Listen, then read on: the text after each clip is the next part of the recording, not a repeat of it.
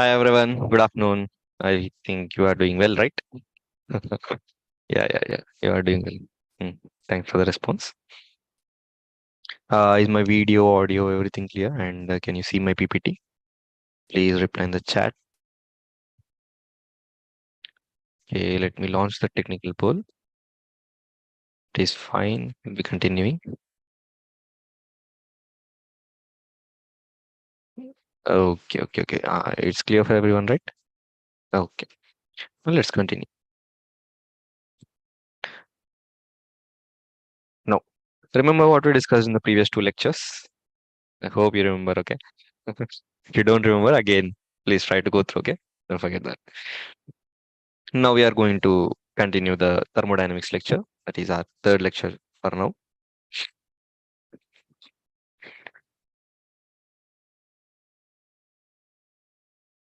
Previously, what we discussed what type of like works are there, or let's say we discussed internal energy, right? Delta U, where we cannot calculate internal energy at a particular point. So what we'll do, we'll be taking the difference at initial and at 2 points, difference of 2 points, right?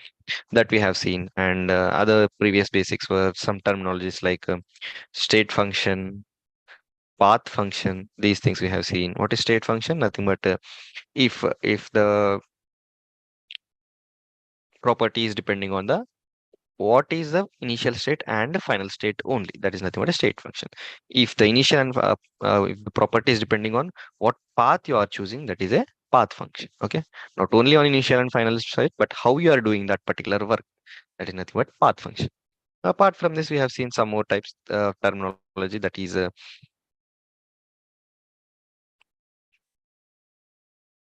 extensive and intensive work. Extensive property and intensive property. Extensive and intensive. Now, what is intensive? Intensifier independent of matter. Okay, just in remember like that. Don't get confused between extensive and intensive. Extensive means it is dependent of amount of matter present in the substance. Okay.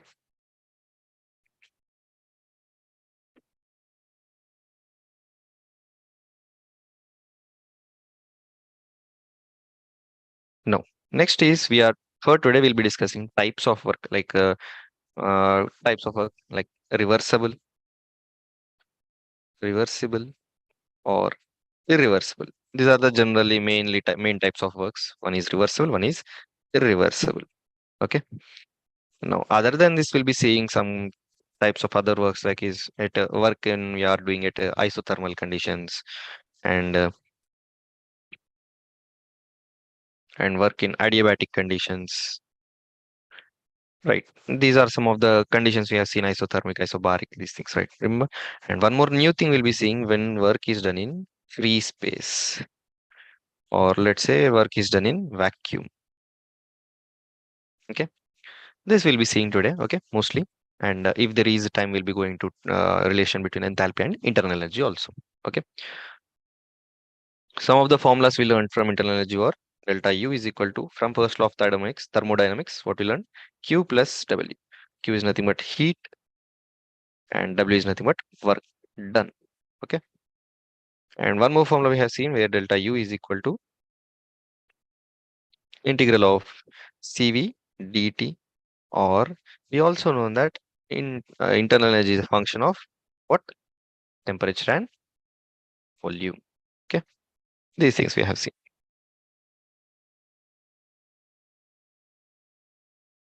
Hmm. This is one more thing we are going to recall, nothing more. This is also a recall. What we have seen, if the pressure is constant and we are doing work, what happens? The volume is increasing, but the pressure is being constant. This is called as isobaric process. And then if temperature is constant, that is isothermal process, what happens? Pressure and volume is changing, but the temperature of the system remains constant. That is isothermal process. Now, in adiabatic equation process, what happens? The work is done, but here heat is constant. Temperature may change, everything may change, but the heat inside the system will be constant. Okay. Heat is one form of energy. Work is another form of energy. Both are not same. We have seen the difference, right? No. One more thing is isochoric process, where volume of the system will be constant. the volume of the system will be constant and pressure of the system will be changing here instead of volume. Okay. Nothing but in case of if we are heating a container, closed container, what happens? Due to increase in temperature, the pressure will be increasing inside the container due to more number of collisions. These things. Now, one more recall. Nothing but what is surrounding? Nothing other than system. Everything will be under surrounding. Now, what is universe? Universe is equal to system plus surroundings. Okay. System plus surroundings is nothing but universe. Now, apart from this, we have seen some types of work, right? Now, chalo, what we are doing now, let's heat the system. Let's heat the system. Now, let's say you are inside the system and you are pushing this above. Okay. You're pushing this above. And let's say I'm above, I'm the red fellow, the enemy. Okay. You're the good fellow. And you're pushing from below. Now, what happens? Let's say you are pushing with more force. What happens? This piston goes above. If I am pushing more, then this piston goes below, right? Now, whenever the inside pressure, let's say you are pushing from inside, right? This will be our inside pressure, P internal. And I'm pushing from outside. This will be our external pressure. Okay. Now, whenever this is happening, let's say in first case where P internal is greater than P external. That means your energy is more than my energy. Then what happens? The piston will go above. What is this process? Nothing but expansion process. Okay. Expansion will be occurring here. Now, this is the first thing. Now, come to second one, where P external is greater than P internal. That means I am pushing, my energy is more than your energy. Then what happens? The piston goes down, right? Yes or no? The piston goes down. Now, whenever this is happening, what happens to the volume of the system will be decreasing. Nothing but we'll call it as compression. You have seen this right yesterday. This is one more. So based on this, what is changing inside the system or outside the system based on external pressure or internal pressure, we'll be seeing two types of works.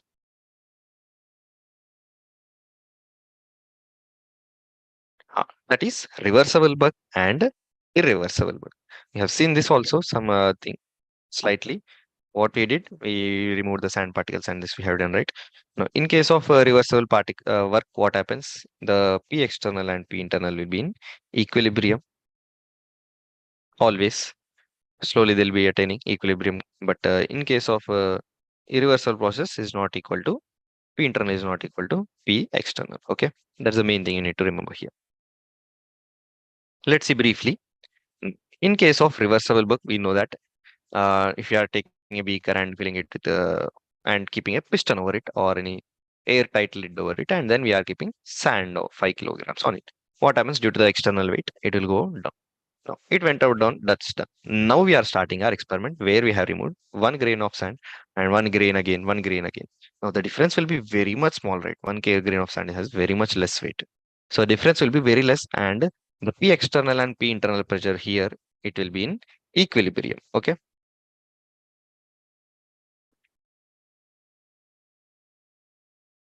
P external and P internal will be in equilibrium. Okay, here.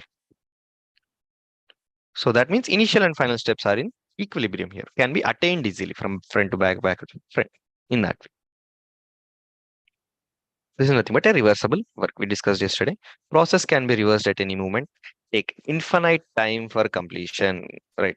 When we remove 1 grain of sand, will it take, like said, there will be a sudden decrease in external pressure and there will be expansion? No, right? 1 grain of sand, if you are taking, that doesn't show much effect. So here it will take a lot of time. And if you are removing 1 grain, 1 grain, 1 grain, 1 grain, takes a lot of time to show you a lot of difference. Clear, everyone? And if the driving force or and opposing force differs infinitesimally small. Okay. Driving force is nothing but let's say we are pushing the piston inside. That is our driving force, and opposing force will be the inside molecules. Internal pressure will be the opposing force at that particular time. Now, one more thing is irreversible work. Now, if you take a beaker and the same thing fill it with the gas molecules and you have 5 kilograms. Now, at a time you removed half of its weight. Now there you can see a lot of difference in the volume. There will be a lot of difference in the volume, not in case of like a single particle sand, right? So here, this is an irreversible work, where in case of reversible work, what happens? The change will be very small. That's why we'll call it as reversible work. And here in reversible work, the change is quite, we can see it quite good. Okay. Now, P or V change suddenly. There's no time of for equilibrium to establish here. Now, as we remove the external pressure, what happens? The internal pressure will dominate and the expansion will immediately happen. It will not give a chance to make an equilibrium between the external pressure and internal pressure. Okay. So this process is sudden. Immediately after, as you are removing the weight, the expansion will attain that instant itself. Now, process can't be reversed at any moment, right? After you attain, again, if you are increasing, that means you are changing again, you are going to initial steps. Now, you are not doing that here. In a irreversible process, as soon as you are removing the weight, it is going to another state, completely different volume. Take finite time for completion. You know, right? As soon as you remove, the expansion will occur immediately. Now, driving force and opposing force differ with great amount. That is the main reason why the expansion is happening.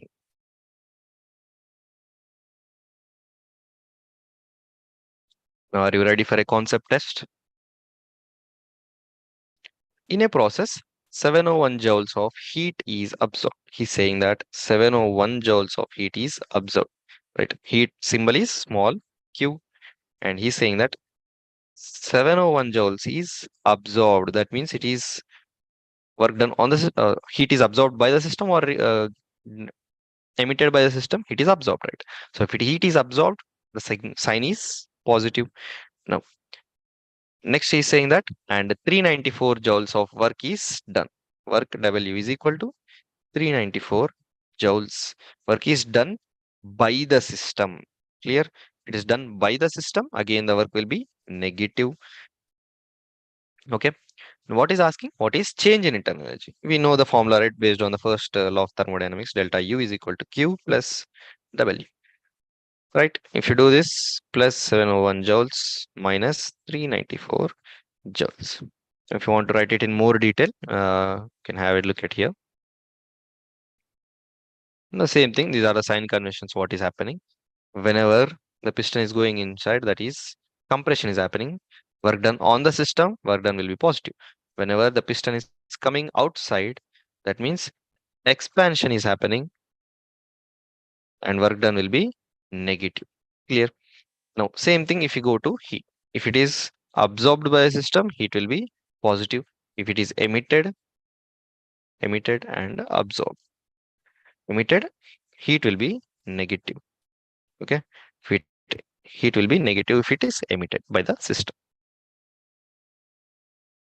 Note on these points.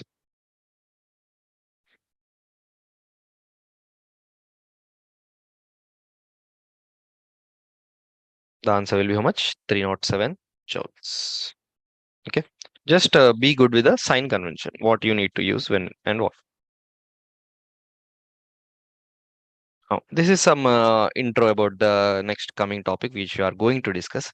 Now, whenever expansion is happening, as well as we have seen this graph in the previous class also, whenever expansion is happening, we have seen one thing is reversal process where we have removed one grain, and due to that there was equilibrium establishment between the internal pressure and external pressure.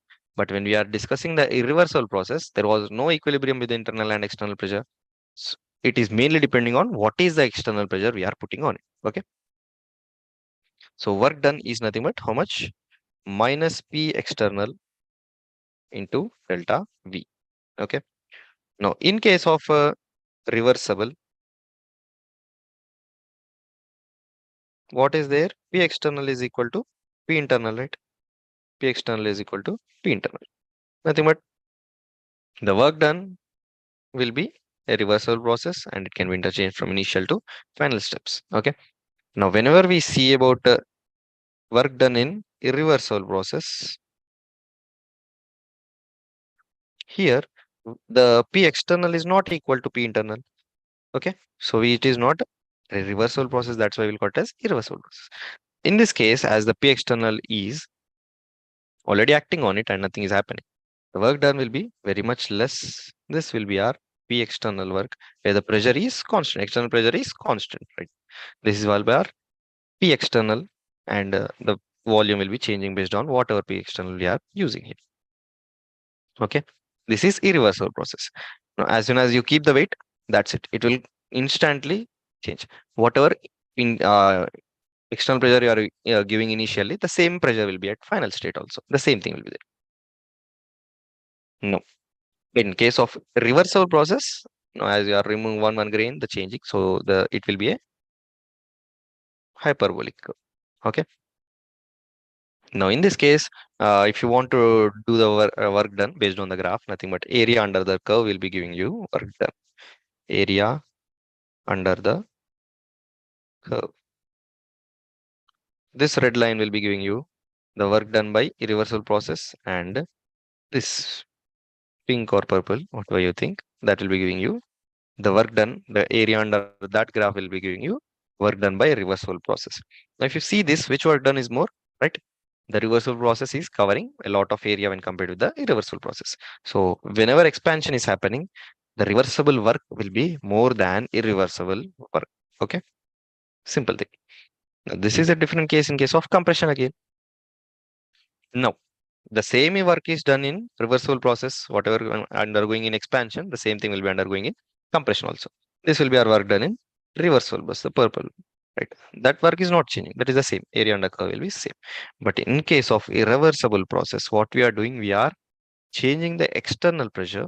The external pressure is constant again, but it will be at higher state where the from higher state to lower state where the compression is happening. Okay, that means it should be doing the work. Now, at that particular time, this will be our work done by irreversible process. Okay, so that's the reason where irreversible process work is a lot high in compared to reversible process during compression only, not during expansion. Okay, are you clear with this concept? Now, let's discuss briefly on these graphs. So this is nothing but a work done by reversible process, right? Let's consider a small part of the work done by a reversible process and let's derive the equation for work done. Okay, for a small change in volume, the work done is against external pressure, right? External pressure into the change in volume. That is nothing but our work done. It is expansion. No. Net work done in a process, nothing but a change in volume is there from V1 to V2, right? Work done is equal to integral of V1 to V2 minus P external pressure into dV. Now, if you go on, nothing but in a case of a reversible process, in case of reversible process, P external is equal to P internal. So, if we relate it with an ideal gas equation, the gas present inside the container, we are relating it that P internal, right, is equal to nRT by V. Just substitute that in the second equation now. That gives you work done is equal to minus integral of V1 to V2 nRT by V into dV. Now, we are doing at this constant temperature and we are changing pressure based on that volume is changing. So here, if you see number of moles of gas inside the container is constant, temperature is constant, right? And R is a gas constant, so you can bring it out. Now T is constant as it is isothermal process, right? As we discussed. And if you do the integral value here, you'll get the logarithmic value, natural log value. That is equal to minus nRT ln V, lower limit V1, upper limit V2. Minus nRT work done is equal to minus nRT ln V2 minus ln V1. Nothing but we can write as minus nRT ln V2 by V1. Okay, just simple thing. Or we can replace this volume terms with regarding to pressure also, right?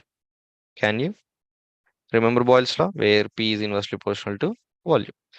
We can write, right? P1 by P2 is equal to V2 by V1. These are some of the points again you need to note. According to Boyle's law, PV is equal to constant. Isothermal process, PV is equal to constant, right?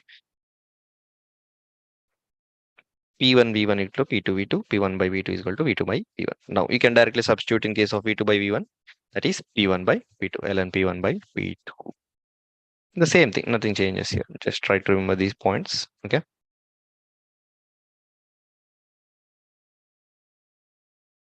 Write a note on the points.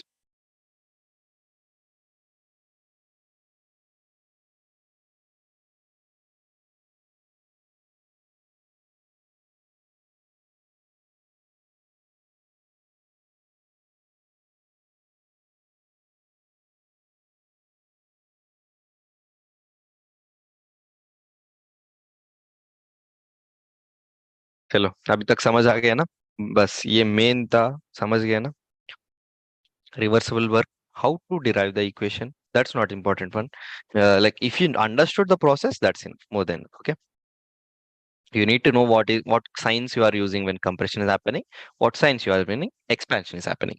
Now afterwards you need to remember two graphs, that is reversible graph and irreversible graph.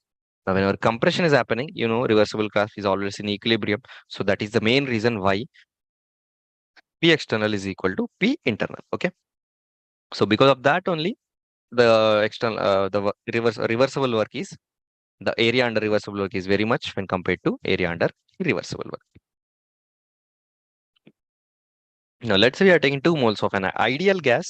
Now if we are expanding the gas, okay, that too reversibly at 25 degrees centigrade, try to write the Celsius in Kelvin always, don't forget that. If they ask you specifically in Kelvin, if the answer they are asking in Kelvin, change in temperature or something like that, as it is isothermal, no issues with that. But if in case, try to use it in Kelvin itself. Now until 2 to 10 liters, that means he is saying the gas is expanding until 10 liters. Okay. Now what is the work done? You know, right? What is the work done? Work done is equal to, you know, minus nRT ln V2 by P1. Remember this formula? Whenever volume changes are given, try to use this. Now let's say they are going pressure terms. Then you can directly use as two different pressures if you are giving. Then you can use minus nRT ln P2 by P1. Sorry, P1 by P2. Now let's say they are giving pressures, only constant pressure, and they are giving different volumes. Then you can use P delta V minus P delta V, P external to delta V. Just try to use these things. Okay. They give the internal pressures, that is the gas pressures, initial and final gas pressures. Try to use this kind of formula where minus nRT ln P1 by P2. If they gave you external pressure, you can directly use minus P delta V, P external. Okay. Let's try to see what you need to use. Now do the problem. Pause the video and do your problem. Yeah, this is thing he gave, right? 2 moles of ideal gas N is equal to 2. Temperature I said to write in Kelvin, right? 298 Kelvin. Volume V1 is 2 liters, V2 is 10 liters. You can directly substitute these values in the equation. Nothing but what it will be, work will be equal to minus 2 into 8.314. So whenever we are doing work, nothing but we are calculating it in joules. R value will be the 8.314 joule per mole per Kelvin. Okay. Now let's say we are using ideal gas equation P is equal to nRT. Now at this time we need to use the pressure volume units. So what we need to do, the R value also will be changing, 0.0821 liter atmosphere per mole per Kelvin. Now if you want to use in liter bar, that will be 0.0831 liter bar per mole per Kelvin. Okay. The only simple things you need to see. Now, if you want to take in R value in calories, no, that is not a saying it, right? If you want to convert joules into calories, nothing but 1 calorie is equal to 4.2 joules. Okay. If you use this, approximately it will come around 1.9. So you can directly write it as 2. Simple calculations. Okay. So R value will be 2 calories per mole per Kelvin. Sorry, per mole Kelvin. Okay. There are some values you need to remember, gas constant value. They may give in the question sometimes and they may not give. So it's better if you remember them. Now the answer will be in minus 7.976 kilojoules. Now what does that mean? If you are seeing negative, that means the work is done by the system. Now let's say about irreversible work. The same thing, irreversible work is equal to minus P external into delta P, P2 minus P1. Now what was the graph? I said right. Now external pressure will be constant, right? Yes or no? Internal pressure is changing, but external pressure is constant here. And the volume E of the system is decreasing due to the external pressure we are using here. That's the only reason why, as the external pressure is constant and this is the minimum work will be done, and it is not reversible process. That's the reason why we wrote W reversible is greater than W irreversible. In case of what? Expansion or compression.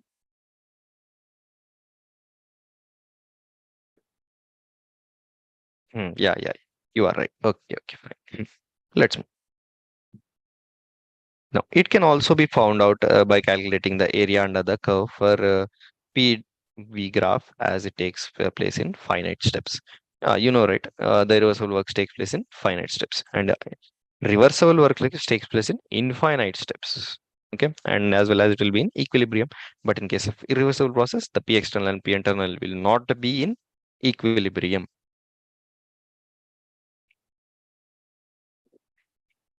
In expansion, what happens? The external pressure is greater than, sorry, reversible work is greater than irreversible work.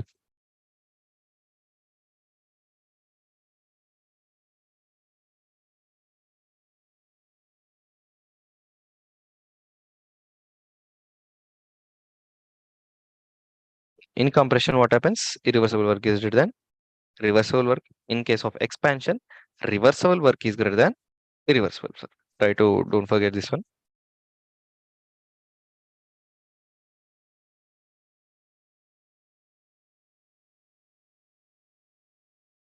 No. This is one more thing. What happens if you are doing expansion in vacuum? Nothing but there is no external pressure, right? What we are doing first thing, we are keeping a boundary here. Okay. Now we are removing this boundary immediately.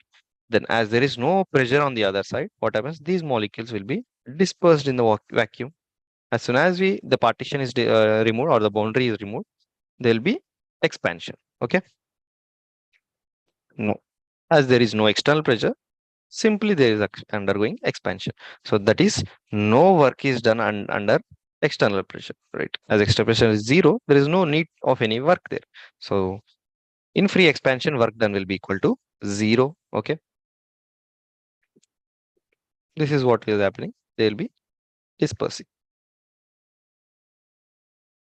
Now, next thing, or let's say we are doing it in uh, now, if you want to find out the change in internal energy of these molecules, what is the change in internal energy? Nothing but delta U is equal to Q plus W, where work done is zero in case of free expansion. So that directly will be equal to Q. Delta U is equal to Q. Q is nothing but heat. Whatever heat is changing, now heat may be absorbed or may be emitted. Generally, as this is happening, as the collisions are decreasing, what happens? Heat will be evolved here generally. Now we come to adiabatic expansion. What happens in adiabatic expansion? Nothing but when we are doing the experiment, PV graphs in case of constant heat. We are not changing the heat energy here. Insulating state and initial state, there is no energy transfer, right? No. According to first law, delta U is equal to Q plus W again. As heat is zero, as Q is equal to zero, nothing but here what happens? Whatever the work done, what is the change in the volume or pressure, that will directly give the change in internal energy of the system. Simple, right? Adiabatic process.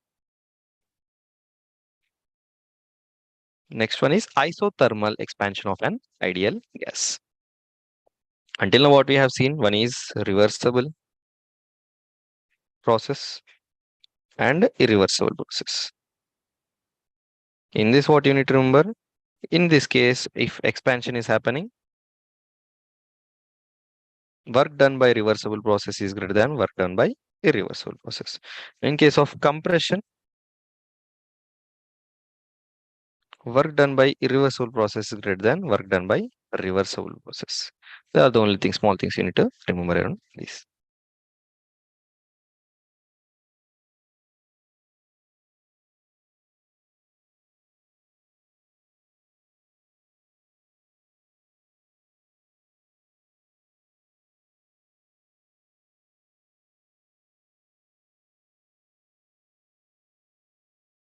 No. In this case, if isothermal expansion of an ideal gas is happening, that means at constant temperature, right? Where delta U is zero. Why? Because at constant temperature, Q is, what happens to Q? Q is, sorry, internal energy. What happens to internal energy? You know, right? Internal energy is dependent on absolute temperature. As the temperature increases, kinetic energy of the molecules increases, as well as internal energy of the molecule increases. Don't forget this point. Now, at constant temperature, delta U will be zero and W will be is equal to minus Q. Just try to remember the terms. At adiabatic process, Q is zero. In case of free expansion, work done is zero because there is no external pressure. In case of adiabatic process, heat is constant. There is no change of or exchange of heat in this case between system and surroundings. Now, whenever isothermal process we are talking, where the kinetic energy of the molecules is being constant, and because that internal energy of the molecules will also be constant. Energy stored inside the molecules will be constant. That is, internal energy will be constant. Don't forget that. Now, in this case, if you are doing reversible process, that will be minus nRT ln V2 by V1. We already discussed these formulas, nothing more. In case of irreversible process, it will be minus P external into delta P. In case of free expansion, work is zero. If you want to find out delta U is already zero, right? That means heat exchange is also.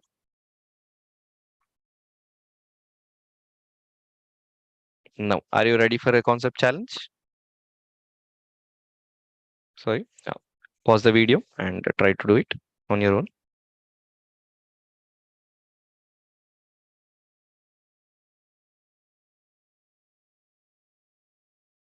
Now, what is given? 2 liters of an ideal gas at a pressure of 10 atmosphere expands isothermally. He gave isothermally, right? That means what? Internal energy is zero. Now, at 25 degrees centigrade into vacuum. Now, what does that mean? Internal energy is zero already due to isothermal conditions as well as expanding in vacuum. That means into free space. What does that mean? Work done is also zero. Now, what is asking? How much heat is absorbed and how much work is done by the system, he's asking. Now, work done by the system, zero. Now, in case if you are doing in isothermal process, internal energy zero. Now, he's asking heat, right? Now, how much heat is absorbed? How much heat is absorbed? Can do it easily, right? Yes or no? First thing, delta U is zero. Internal energy is done. Now, what you need to do? Find out heat. What happens to heat? Heat also will be zero, right? If work done is zero, heat is also zero. Don't forget this. Okay. Note down the points. Pause the video and note down the points. I shall move forward. No. Enthalpy and internal energy. We will be seeing a relation between enthalpy and internal energy. Now, enthalpy is nothing but the total heat content of the system or whatever heat we are measuring at constant pressure. Now, right, heat and work both are different types of energies. So here in enthalpy, we'll be concentrating on heat of the system at constant pressure. Don't forget, at constant pressure. No, enthalpy is also a state function and denoted by capital H. What is denoted by capital H? Enthalpy is denoted by capital H and it is a state function. What does that mean? No, that means it doesn't depend on what path we are choosing, how we are attaining the final state from the initial state. Okay, it is only seeing what is the initial state and final state only, not what path we are choosing, how to attain the final state we are choosing. Okay, no, the SI units of energy again the same thing, joules. Now H is equal to U plus PV. We'll be seeing this.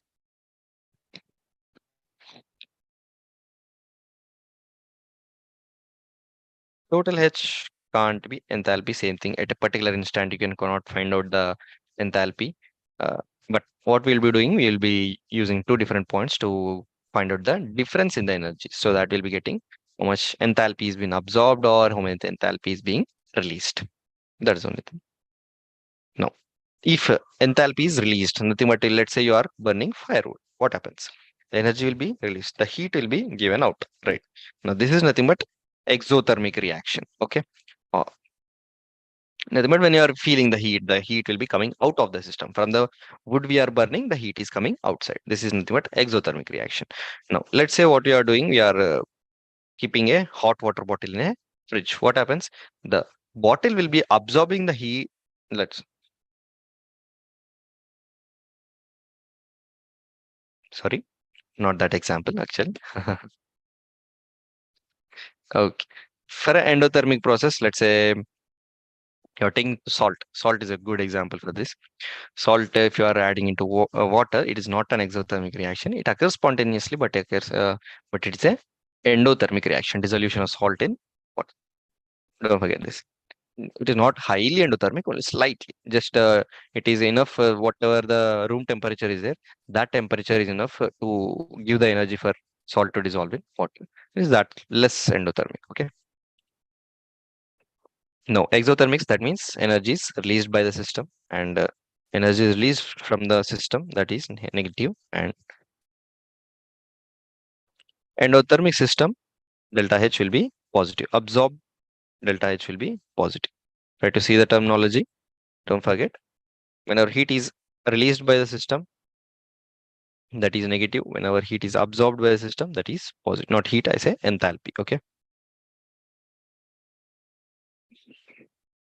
Now, let's relate between enthalpy and internal energy. You know, H is equal to internal energy, nothing but enthalpy is equal to internal energy of the system plus what is the work, nothing but what is P into V.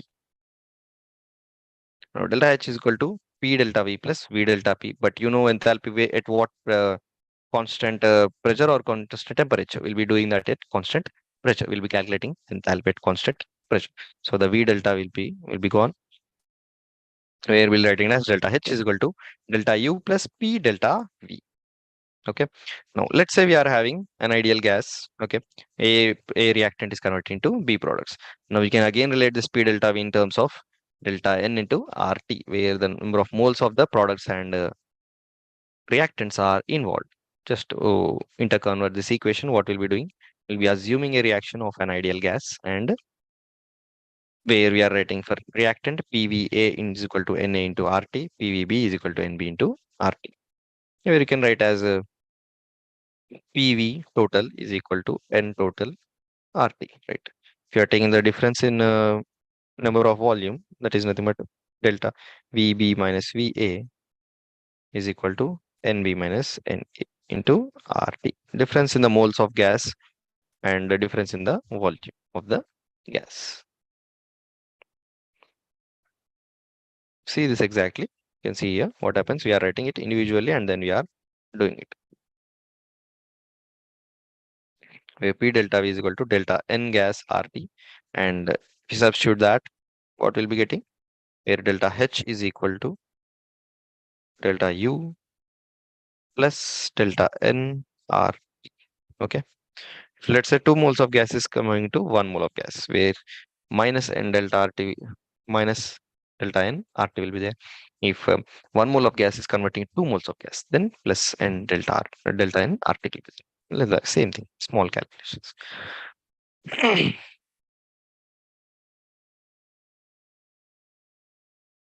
No. How we will be calculating enthalpy and how we will be calculating entropy? Simple thing. I think all of you know what is calorimetry, right? And what is all of you know what is bomb calorimetry? Both are different methods where we'll be using to calculate what is enthalpy in using a calorimetry, and we'll be using bomb calorimetry to calculate what is entropy. So not entropy, what is internal energy? Okay, give me a second. I'll have some water. I'll drink some water.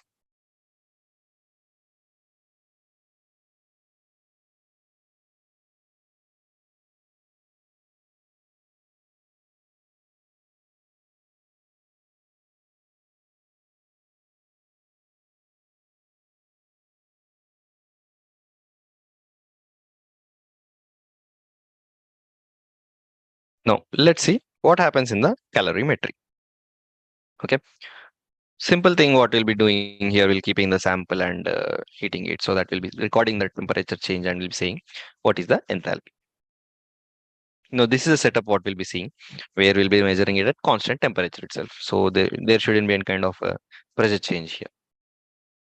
This is a stirrer and you can see a thermometer is there to check the temperature change and insulated stopper, nested insulated cups so that no heat change will be there, like from system to surroundings. Whatever heat change will be there will be inside the system and you can record it on the thermometer scale. Okay. This is what we'll be doing and based on the what is the temperature change, we'll be seeing what is the enthalpy of that particular reaction, whatever you are doing inside the system. Okay. Nothing but we'll be seeing initial temperature and final temperature and we'll be calculating the enthalpy. Insulated cup prevent exchange of heat and the thermometer to measure the temperature. This is what we do. Now that is nothing but about calorimeter. Now in bomb calorimeter, you can see here what is there. You'll be seeing a compact inside container and water will be around it. This blue thing is nothing but our water, right? Whatever mentioned here, water. So that and we'll be keeping these two electrodes so that we can burn the sample inside. Now, heat exchanged at constant volume we are seeing. In case of enthalpy at constant pressure, here what we'll be seeing at constant volume. What we'll be doing is we'll be completely filling the sample here and we'll see that there is no possibility of expansion inside it. Okay, we'll be completely sealing everything. Now, here, if the volume is sealed, what happens? Whatever energy is provided, whatever work is done on the particular sample, whatever reaction is going on. Now, that what will happen? Now, whatever energy it is producing, it will directly given to water. Okay, directly the energy will be transferred to water. Now, what happens? Initially, that let's say the water is at room temperature, and due to this reaction, as the volume is constant, what happens? No work is done, and because of that, what happens? Whatever heat is being produced, that will be transferred from the system to the water. Now, whatever the temperature rise in water is there, that will be shown on the thermometer. The same thing again, we'll be using it this indirect method to calculate internal energy of that particular reaction. Heat evolved during burning of a sample is transferred to water and temperature is measured. Now, steel vessel in a water bath to transfer heat. Water bath as steel vessel is conducting, right? It should be conducting, right? If it is not conducting, again, we cannot record the temperature. You want to keep it the thermometer inside the reaction. So here, what we'll be using this encapsulation will be a conducting, and this water will be absorbing the heat, and it will be showing the temperature. No volume change as it is sealed, right? I said that this will be our airtight container and you'll be using conducting walls. Delta V is equal to 0. There's work done against the external pressure or whatever the expansion of gas is happening. That will be 0. So internal energy at this particular moment will be equal to heat. Whatever heat produced will be used to increase the temperature in the thermometer, which can be used to calculate internal energy. Now, are you clear and do you have any doubts? If you have any doubts, you can clarify them now.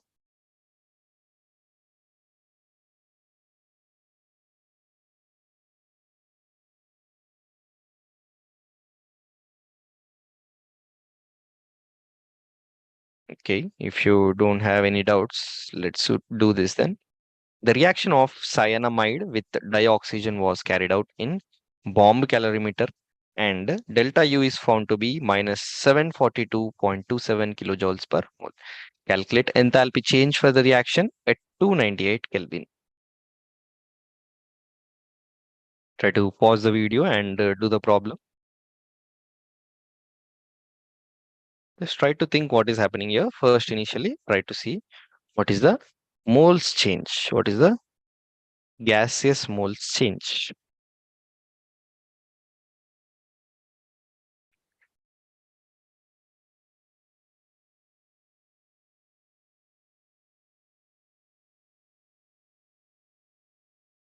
Oh, I think you can do it by pausing the video.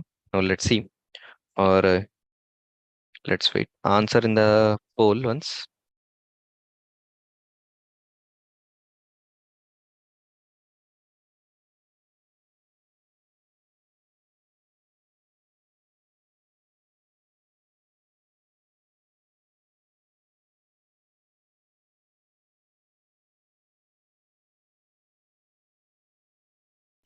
What is given?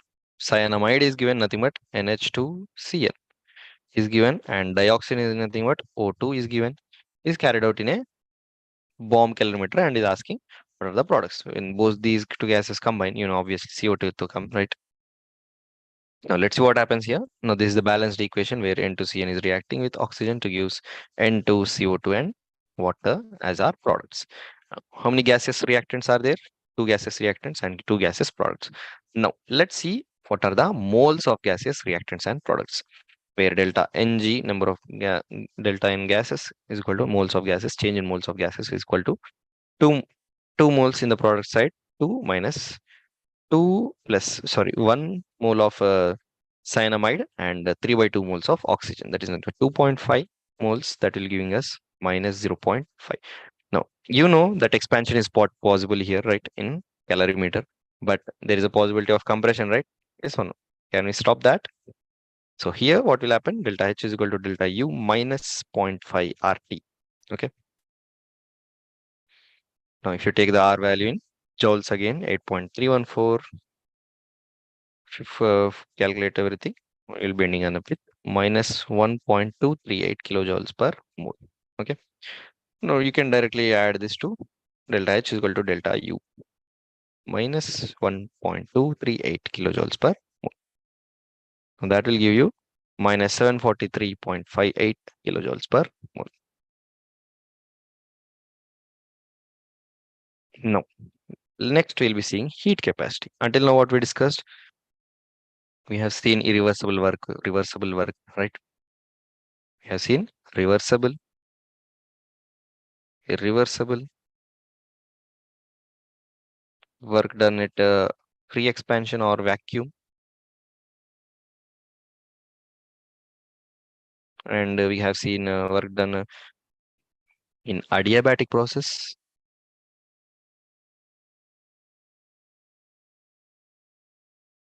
and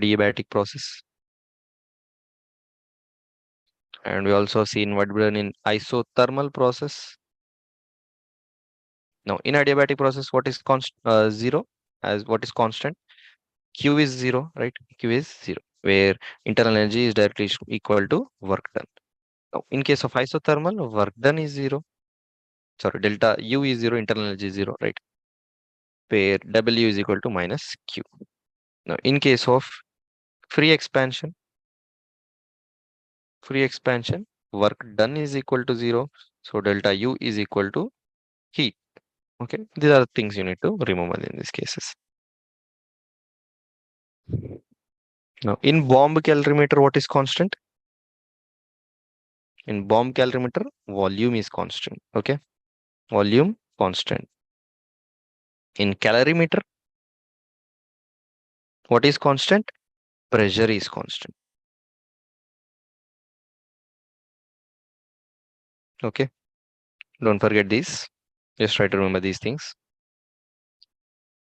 Now, next we are going to discuss is heat capacity. It is the heat required to raise the temperature of a system by 1 degree centigrade. Nothing but, let's say you are taking a water, let's say you are taking a bowl of water. Now, how much heat you need to provide that water to increase the whole water temperature by 1 degree centigrade? That is heat capacity.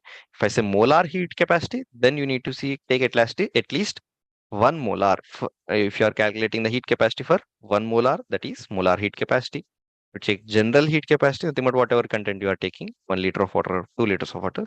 If you are taking 2 liters of water, how much heat you need to provide for the 2 liters water to increase its temperature by 1 degree Celsius. Okay, simple, nothing more, easy.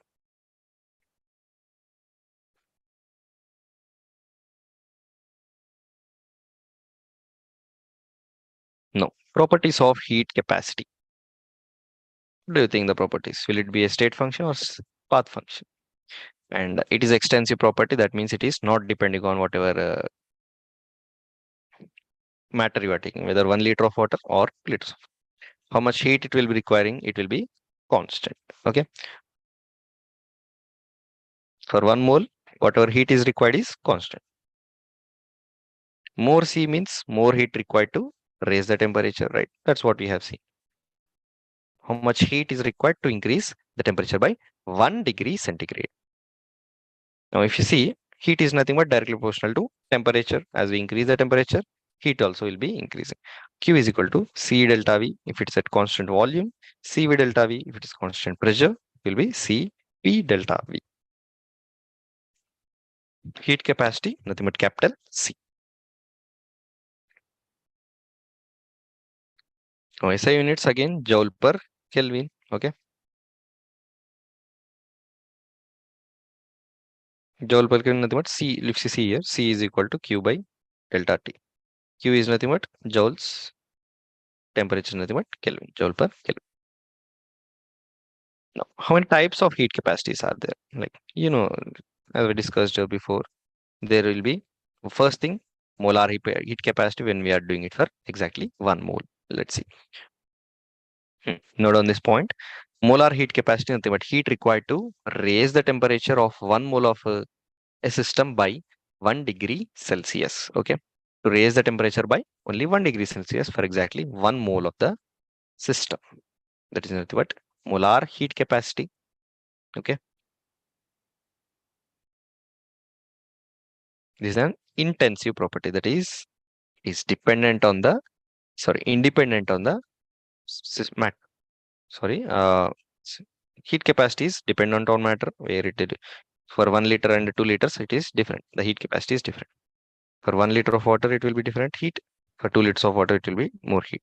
Right? If you compare, if you take 1 liter and 2 liters require more heat to increase its temperature by 1 degree centigrade.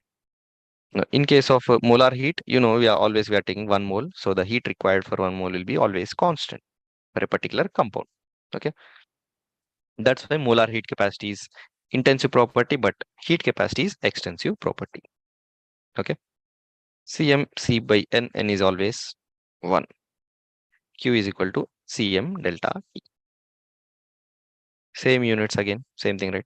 But we are using exactly at 1 mole of the compound. And specific heat capacity, molar heat capacity for 1 mole. Specific heat capacity means exactly heat required to raise the temperature of 1 kilogram of a system by 1 degree Celsius. That is also a intensive property where we are keeping the system. If you are calculating specific heat capacity, that means we are taking exactly 1 kilogram itself. Okay. Same units, but the representation will be CS in case of specific heat capacity. The representation will be Cm in case of molar heat capacity. Now, what is the relation between Cp and Cv? Do you know this? Cp means nothing but heat capacity at constant pressure. Cv means heat capacity at constant volume. Molar heat capacity at constant volume. Simple. If you are taking it constant volume, Q is equal to NCV delta T. It is equal to change in internal energy. Right? In case of calorimeter, what we are keeping constant, pressure is constant, right? Where we are calculating the internal energy. Where in case of calorimeter, we calculated enthalpy, and bomb calorimeter calculated internal energy. In case of internal energy in bomb calorimeter, where we kept volume constant. In case of calorimeter, where we kept pressure constant, right? So here, nothing but constant pressure, the heat will be giving directly relation with delta H, nothing but NCP delta T. If we relate it with molar specific heat, constant pressure. The heat change at constant volume will be in bomb calorimeter. It will be exactly the internal change of internal energy change of the reaction that is given by molar specific heat at a constant volume. Okay, this is nothing but a good relation. For ideal gas, delta H is equal to delta U plus P delta V. You know that, right? No, if you write it exactly, we can write a P delta V. Sorry for that. P delta V for an ideal gas, we can write it as at constant temperature. If you are saying taking at different temperatures, that will be equal to NR delta T. Okay, can relate. If volume of the gas is changing, then number of moles of the gas, delta nRT. Okay, based on that, you can change the equation. For 1 mole, right? If you are using for exactly seeing exactly specific molar capacity, then it will be exactly for 1 mole itself. You will not be changing that. So that P delta V is equal to V delta is equal to NR, sorry, R delta T. If we make relation between this equation where Cp delta T is equal to Cv delta T plus R delta T, just substituting the values here. Substitute the values in this case, delta H and delta E. That will give you delta T into Cv plus R.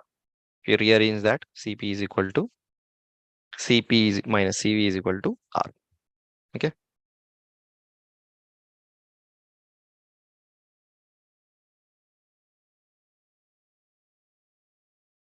Now, are you clear with this until now?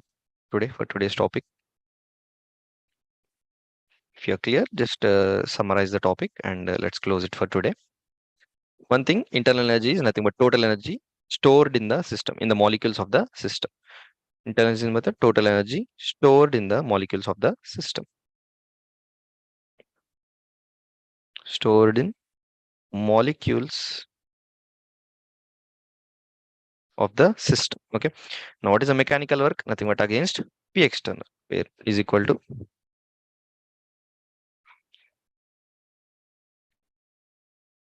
minus P external into delta V. In case of a reversible process, P external is nothing but P internal. Both are same. But in case of irreversible process, P external is not equal to P internal. In case of reversible isothermal work, we can use different formulas where minus nRT ln V natural logarithm of V2 by V1. This is nothing but volume of the gas inside the system. Now, if they give you volume pressure of the gas also, we can use it at constant temperature where minus nRT ln P1 by P2. In case of irreversible work, P external into delta V. Now, if work is done again in free space, that is in vacuum, the work done will be zero. If it is done in isothermal process, internal energy will be zero, right? If it is done in adiabatic process, Q will be heat will be zero. Heat capacity is nothing but how much heat we are providing for the substance to increase its temperature by 1 degree centigrade, that is heat capacity. If you are doing it exactly for 1 mole, that will be molar heat capacity. If you are doing exactly for 1 kilogram, that will be specific heat capacity. Okay. Now the ideal gas relation between heat capacities at constant pressure and volume. Now at constant pressure, what we'll be finding in bomb in calorimeter, nothing but enthalpy. At constant volume, what we'll be finding in bomb calorimeter, nothing but we'll be finding not entropy, internal energy. Okay, this is what we learned today. Try to go through all the things once again, and tomorrow we'll continue the next topic. If you have any doubts, you can stay in the class or you can leave the class.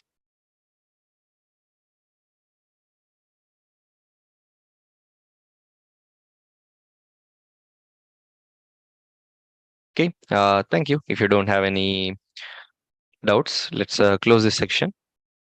You can leave the Zoom meeting.